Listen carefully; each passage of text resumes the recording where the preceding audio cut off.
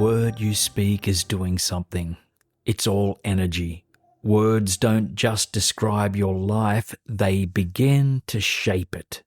They shape how your body responds, how your mind anticipates outcomes, how you move through decisions, how opportunities are recognized or ignored.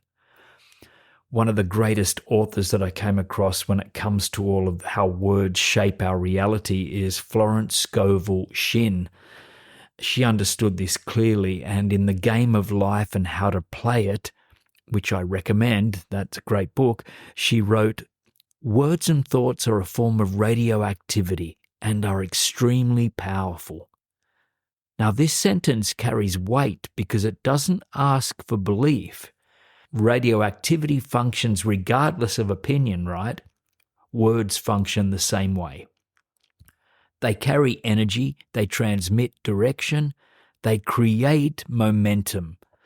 Louise Hay, another brilliant author, and she's built her life's work around this principle, that words are spells, spoken agreements that shape experience through repetition. Your system listens most closely to what you say often, and this is where real awareness begins, because the most influential words in your life aren't the ones you say during affirmations or during a meditation, they're the ones you say casually, the offhand comments, the jokes about yourself, the phrases you've repeated for years without questioning.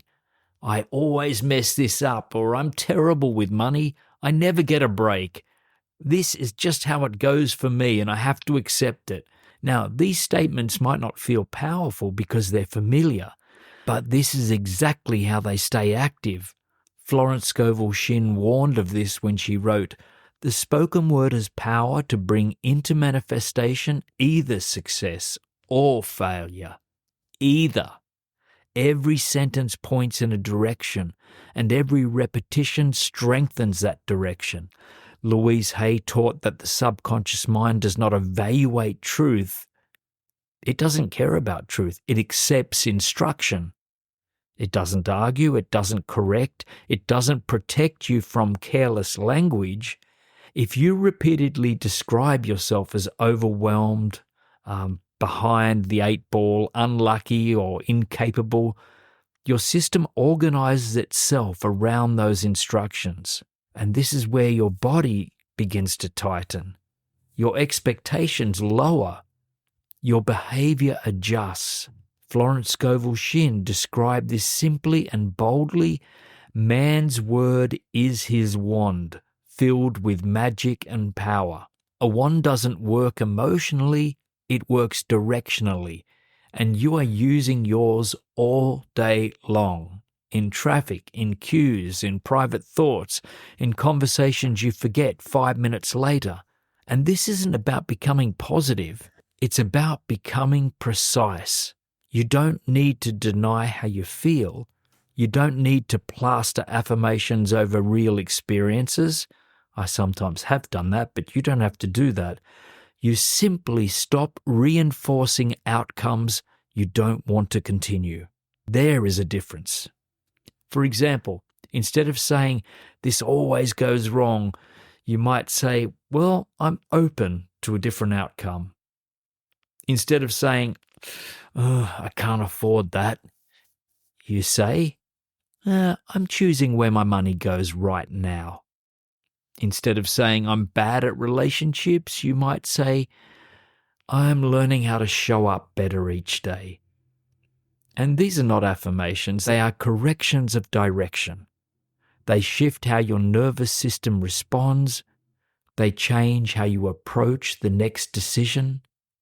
They alter what you notice and what you dismiss. Louise Hay often reminded people that repetition is the real power.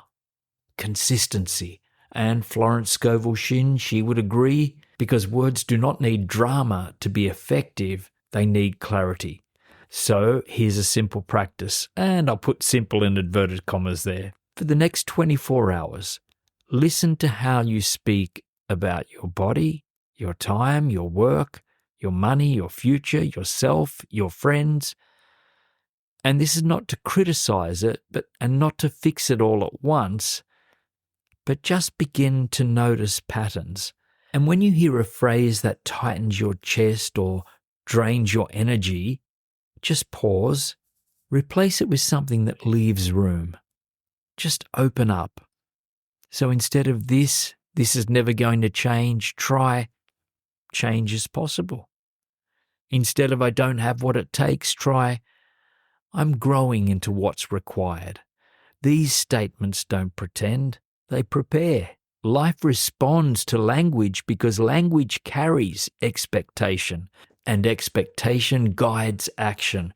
So choose your words with care, because your words are not just sound, they are signals. And once we understand that, we don't need to push life harder. You begin speaking as someone who knows that their life is listening and paying attention. Until next time, I'm Jason Stephenson. Imagine boldly, then go out and live it.